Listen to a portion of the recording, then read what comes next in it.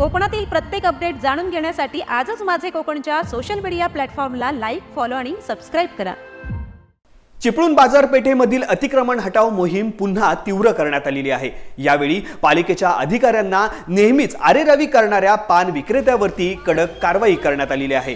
यावेळी अतिक्रमण हटाव मोहिमेसाठी पोलीस यंत्रणाही दाखल झाली आहे। यावेळी अतिक्रमण हटाव मोहिमेसाठी पोलीस यंत्रणा देखील दाखल झाली होती। चिपळूण अर्बन बँकेच्या बाहेर पान विक्रेत्याचा माल जप्त करण्यात आलाय। बाजारपेठेत अतिक्रमण करणाऱ्या भाजी विक्रेत्यांविरोधात देखील मोहीम अधिक तीव्र झाली असून मोकळ्या झालेल्या जागेत पालिकेने पार्किंग सुविधा केली। मात्र काही दिवसातच काही विक्रेते पुन्हा अतिक्रमण करू लागल्याने आता ही मोहीम पुन्हा तीव्र करावी लागली अशी माहिती मुख्याधिकारी विशाल भोसले यांनी दिली आहे। बाजारपेठेत वाहतुकीला अडथळा होईल अशा पद्धतीने अतिक्रमण केल्यास कारवाईसोबत गुन्हा दाखल केला जाईल असा इशारा यावेळी देण्यात आला।